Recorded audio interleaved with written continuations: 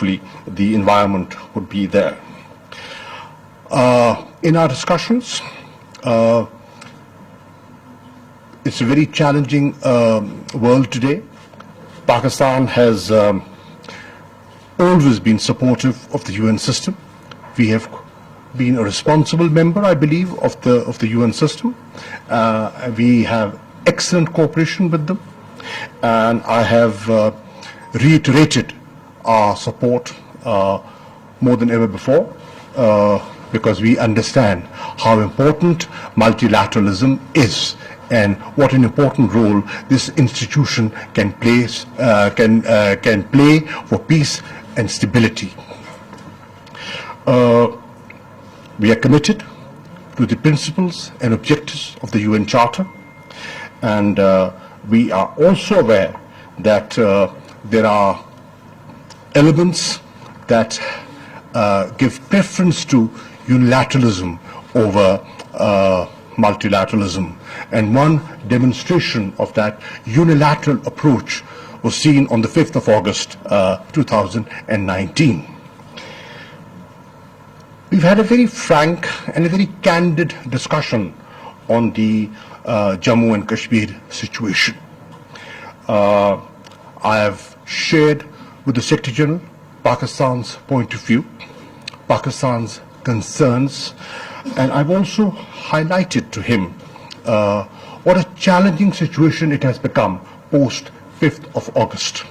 The illegal actions and unilateral actions taken by our eastern neighbor.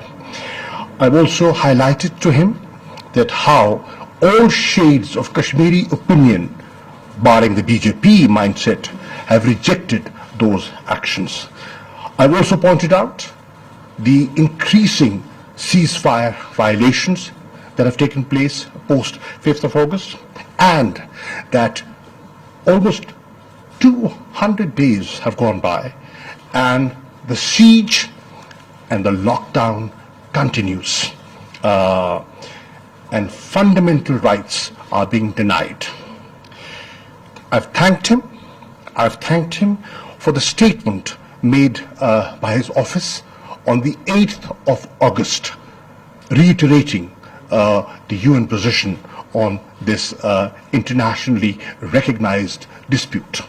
I've also thanked him for permitting a briefing to the members of the Security Council by representatives of UNMOGIP and the political department of the Secretariat. He is the custodian of the UN Charter, and as custodian we have certain expectations, and I have pointed out 7 expectations of him. 1, that he should reaffirm the binding nature of the Security Council resolutions. 2, underscore the need to respect fundamental rights. 3, urge our neighbor to respect the 2003 ceasefire understanding between us. 4, consider Pakistan's proposal to strengthen UNMOGIP, which we feel has played a very important and continues to play a very important role. 5, ask the Commissioner of Human Rights, the UN Commissioner for Human Rights, to remain cognizant of human rights violations taking place over there, and to come out with the 3rd report. There was a report published in 2018, one in 2019, and now we feel the 3rd report should come out highlighting the current situation post 5th of August. We also, I've also asked him that there should be freedom of movement for the UNMOGIP people to fulfill their mandate. There's no restriction on our side. There are difficulties on the other side, and he should look into it. We discussed the Afghan situation. We've discussed the efforts Pakistan has made to facilitate the peace process, and there's recognition for that, and they acknowledge And today, we are being seen as part of the solution. There was a time when Pakistan was seen as part of the problem, but the pendulum has swung, and today the international community is seeing Pakistan as part of the solution. I also shared with the Secretary General the initiatives of the government vis-a-vis socio-economic issues, and I discussed our strategy to achieve our targets, Sustainable Development Goal targets, our SARS program, our Sehat Sahulat program, and also in conclusion, we also had a unanimity of thought on the challenge climate change imposes on Pakistan and this region. It was an excellent meeting, sir. Thank you for being here. Thank you very much. Honorable Minister, ladies and gentlemen, it is a pleasure to be back in Pakistan, a country deeply committed to multilateralism and to the United Nations. This is my first visit as Secretary General of the United Nations, but as High Commissioner for Refugees, I had the opportunity, I was fortunate to be able to visit this country several times. And as I said this afternoon in the conference on sustainable development and climate change, what I've seen as generosity, as solidarity in the Afghan people has created a love affair between the Afghan people and myself. And I'd like to thank the government of Pakistan and Prime Minister Imran Khan personally for inviting me, as well as Foreign Minister Qureshi for his strong support of the United Nations. I have a full agenda, but there is a common thread to all my events and meetings here. It is simply this: to recognize Pakistan's outstanding generosity and solidarity over many decades, and to highlight its place in confronting some of the biggest global challenges our world faces today. I strongly believe it is time for the world to step back and look at Pakistan through a wider frame. One of the main purposes of my visit is to spotlight the real Pakistan with all its possibilities and potential. It is deeply rooted in Pakistani culture, from the vision of Muhammad Ali Jinnah to the philosophy of Allama Iqbal, to the music of Nusrat Fateh Ali Khan. From the courageous example of Malala Yousafzai to the giving spirit of Abdur Sattar Edhi, to the visual artistry and advocacy of Sharmeen Obaid Shinoy. And of course, on better days, we also see it from the bats of the Pakistan cricket team, both the men's and the women's teams, I might add. Here in Pakistan, we see solidarity in action. Pakistan is today the world's second largest source of refugees, and for decades it was the first. I look forward to taking part tomorrow in a conference marking Pakistan's 4 decades of support for Afghan refugees. For 40 years, despite Pakistan's own challenges, Pakistan has sheltered and protected Afghan refugees with limited support from the international community. I can testify to this. Having served as High Commissioner for Refugees, I always found in Pakistan a reliable and generous partner. One can only imagine how much worse the plight of Afghans would be and how much more unstable the region might be without Pakistan's stellar example of hospitality and compassion. The United Nations will continue to support Pakistan, and I call on other countries to support Pakistan and indeed show similar leadership in sharing this responsibility in this region and around the world. As we look to the issues of peace and security, the United Nations is profoundly grateful for the dedication and commitment of Pakistan's peacekeepers. Pakistan has consistently been one of the world's top contributors to UN peacekeeping, with more than 4,000 men and increasingly women serving today in 9 missions around the globe. I also appreciate the government's strong support for the Action for Peacekeeping initiative and its commitment to continue to improve the effectiveness of our operations. Foreign Minister Qureshi and I discussed regional security in South Asia. With respect to Jammu and Kashmir, I am grateful for the work of the United Nations Military Observer Group in India and Pakistan. UMOGIP will continue to monitor the ceasefire at the line of control in accordance to its mandate. And today I was happy I could inaugurate the new premises of their headquarters. And I am deeply concerned about the increase in tensions that we have witnessed last year. I have repeatedly stressed the importance of exercising maximum restraint and taking steps to de-escalate, both militarily and verbally, while reiterating my offer to exercise my good offices should both sides ask. Diplomacy and dialogue remain the only tools that guarantee peace and stability, with solutions in accordance with the Charter of the United Nations and the resolutions of the Security Council. Simultaneously, when we see situations of discontent and unrest, it is of utmost importance to ensure full respect for human rights and fundamental freedoms. Turning now to Afghanistan, I am following closely the important efforts to bring peace to the country. Achieving a comprehensive settlement to the conflict is essential for saving lives and advancing sustainable development. It is my hope that discussions will be productive in leading to a reduction in violence, especially violence that harms civilians. And reducing violence is critical to build confidence and support for a peace process that leads to a lasting political settlement and a permanent ceasefire. Such conditions would contribute to enabling the peaceful return of displaced persons and refugees to their homes. I want to reaffirm that the preferred durable solution for refugees has always been voluntary repatriation in safety and dignity to their country of origin, and this is also true for Afghan refugees.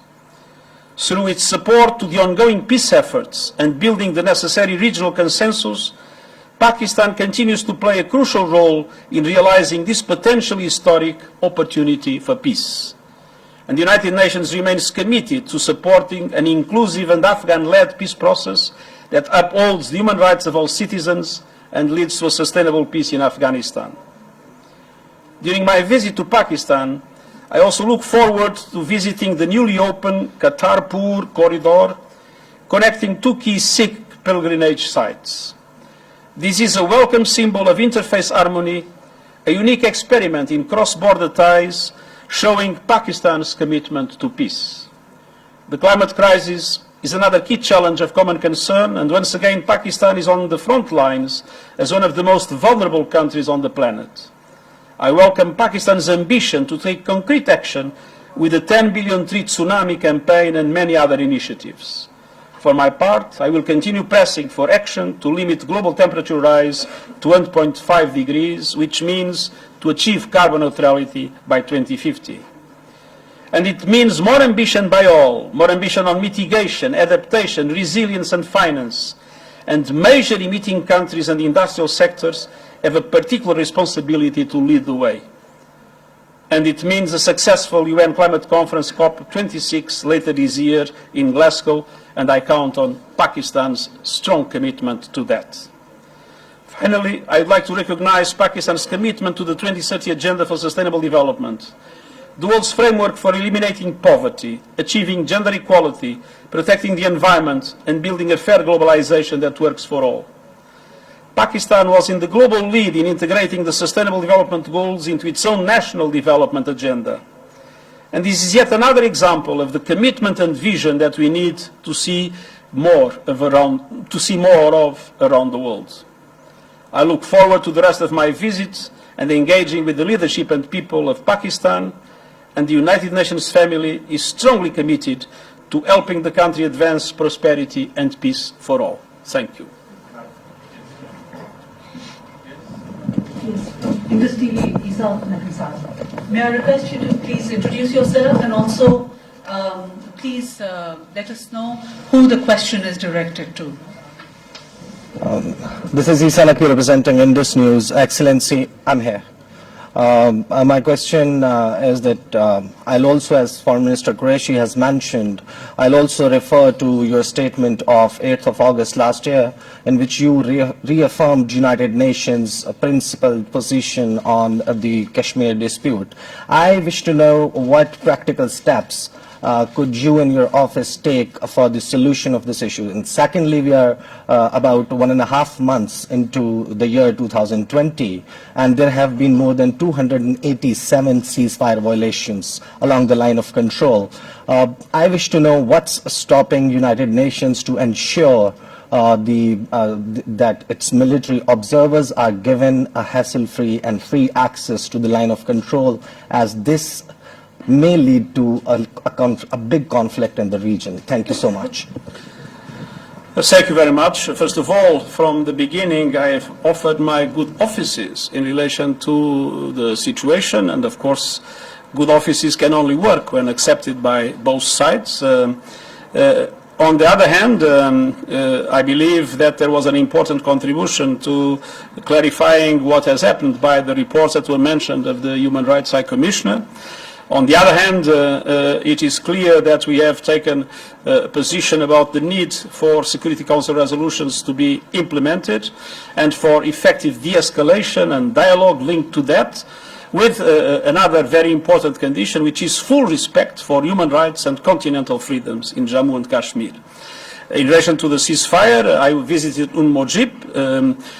We believe that Mojib should have full freedom of movement. It has on the Pakistani side. We hope that this will also be achieved on the other side.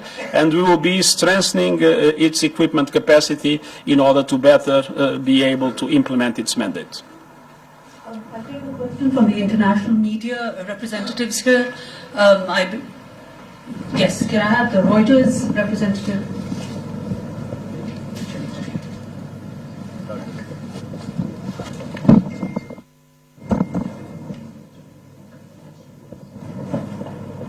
Reuters is not this. Oh, okay. Yeah, okay. I'll take a question from Independent News, Mona Khan. This is Mona representing Independent Urdu. My question is for Mr. Foreign Minister. The world is witnessing increased unilateral and xenophobic tendencies to exclude minorities on the basis of their religion, as we have seen the recent example in our neighbor India as well. So I just want to ask what steps your government have taken to curb and to address these issues internationally. Thank you. Well, Pakistan has been voicing its concern at every possible forum. We feel that this act is discriminatory in nature, and it's not just Pakistan saying that. Today, there are voices within India that are questioning the reasoning and the need for this action. You've seen protests all over. You've seen chief ministers leading protests. You have seen there have been lives lost. Close to 25 people were killed by the security forces in India, and many have been wounded. So that is an ongoing process. Pakistan has and will continue to highlight that. In fact, today, what Pakistan was saying to the world, that listen, there is a new mindset that is governing India, and these actions have endorsed our point of view, and a large section of the Indian population is endorsing what Pakistan has been advocating. Yes, the gentleman there.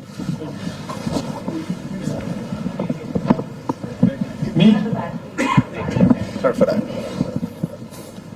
Thank you, sir. My question is to Mr. António Guterres. I'm the correspondent from China Xinhua News Agency. And as we know that 4 Pakistani citizens who've been affected by, sorry? Okay, I will be louder. You need to speak slowly. Okay, I'm sorry. I'm the correspondent from China Xinhua News Agency. And my question is that for Pakistani citizens who've been infected by the novel coronavirus phenomena in China have already been cured and discharged 3 days ago. And as we know, the Chinese government and people have already been making an all-out efforts to fight the novel coronavirus disease with notable outcomes. So how do you evaluate those measures? And in terms of the top leaders commanding and mobilization of the whole country, do you think that China offers an useful reference to the other countries and the whole world in handling such a big public health threat? Thank you so much. Well, first of all, in relation to the Pakistanis in China, I believe that the government has been in close contact with the World Health Organization, and that the government has acted in line with the principles defined by the World Health Organization in that regard. In relation to the situation in itself, it's of course a huge challenge. I believe that the response has been a very strong and very impressive response.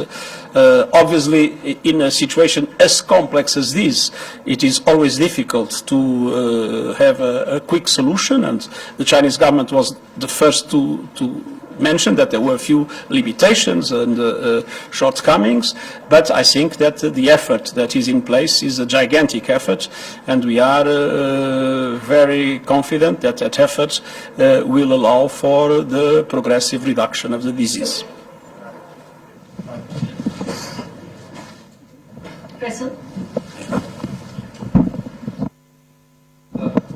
First of all, most welcome, Mr. Secretary General, to Pakistan. I am Faisal Raza Khan from 92 News. My question is that, as Honorable Foreign Minister has said, would you agree to that early repatriation of Afghan refugees vis-a-vis to the peace process? Do you think that early repatriation would help a successful peace and reconciliation process in Afghanistan? Thank you. I think it's very important to respect the principles. I mean, the principles that have always been principles shared between the government of Pakistan and the UNHCR have been the principle of voluntary repatriation in safety and dignity. What we believe is this is the moment in which we need to create an important pull effect in Afghanistan. Through peace and through reconstruction, the creation of jobs, the creation of opportunities, making the roadmap that was described by the minister, a roadmap to allow for a phased program of return of the Afghans to be entirely successful. I think now the biggest effort to be made is in Afghanistan, and I appeal to the international community to massively support Afghanistan, both to reach peace and then, based on peace, to do an effective reconstruction of the country, to create the conditions for not only the well-being of the Afghan people in Afghanistan, but for the effective repatriation of refugees from Pakistan and Iran. Thank you. Can I have the Al Jazeera representative at the back, please?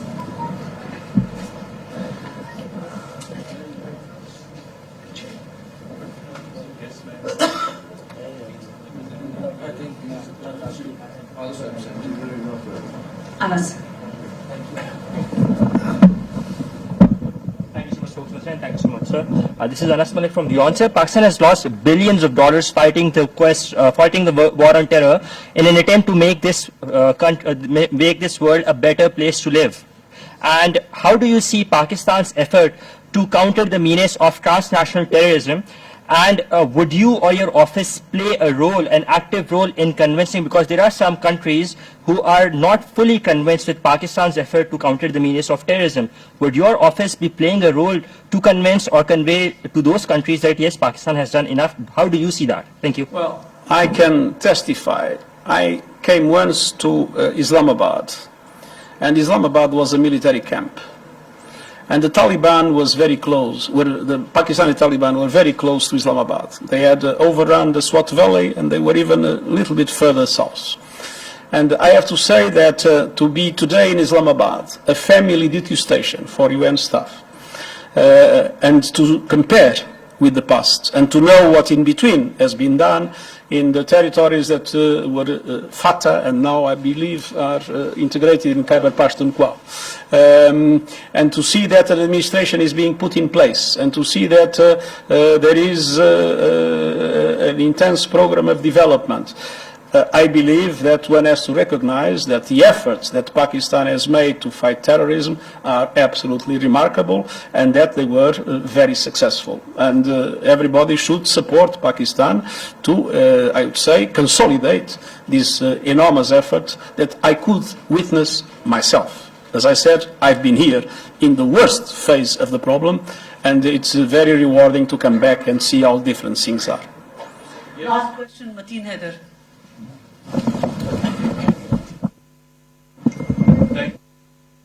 Mateen Haider representing GTV Network. Mr. Secretary General, there is another global issue, that is Islamophobia, and that why West fears Islam and the Muslims. And it is to be noted that Turkey, Iran, Pakistan and Malaysia have taken a joint initiative to counter this Islamophobia. We were there at UNGA when you also spoke about this in your speech in last year UNGA session. How you view these efforts and what further support you will extend to this initiative taken by Pakistan, and to Foreign Minister as well, your views as well. Thank you. Well, Islamophobia is absolutely intolerable, as any other form of intolerance that we see today, be it against migrants or refugees that sometimes are attacked by populist politicians or other forms of religious hatred of all kinds. So it is, for me, absolutely evident that we need to fight Islamophobia very strongly. Hate speech is one of the most important instruments of Islamophobia, and we have launched recently, led by our Special Representative Against Genocide, we have launched a global UN initiative against hate speech, which I believe goes perfectly in line with the initiative that you have just mentioned. And at the same time, we are totally committed in our action around the world to fight against all forms of populism that try to use Islamophobia and other forms of hatred as a tool to win votes, which is totally unacceptable. It is unacceptable that people try to win power dividing the people. This is against all democratic principles, and I think it's our duty to preserve interfaith dialogue, to preserve harmony among religions, and I believe that my visit tomorrow to the corridor of Kartarpur will be a symbol of that dialogue and of that tolerance.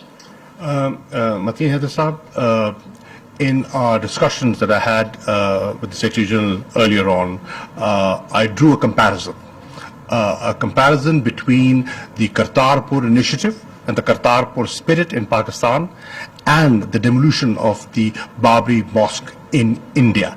Now, these are two clear manifestations where we stand and where we are seeing our neighbor heading. Islamophobia is a growing concern. Our government has taken note of it. We have raised it at every level. We feel that hate speech being used as a political instrument is very dangerous. It has already started impacting European politics. And you've seen how the far right has taken advantage of that. We have come to the conclusion that whenever we raise this issue, I remember raising the issue with the Foreign Minister of Netherlands on the issue of caricatures, and I was told, we'll have to respect freedom of speech. One does respect freedom of speech as a Democrat, but you have to draw a line somewhere. And we came to the conclusion, Pakistan and other friends that you mentioned came to the conclusion that just complaining isn't enough. We've got to do something ourselves. And we've got to tell the world what the true Islam is. what the true image of Islam is, and we have to sell to the world our narrative and our point of view. And for that, I think this effort that you mentioned of launching a television channel which projects the correct image of Islam and not the distorted vision will be helpful. Thank you very much for Minister Excellency Secretary.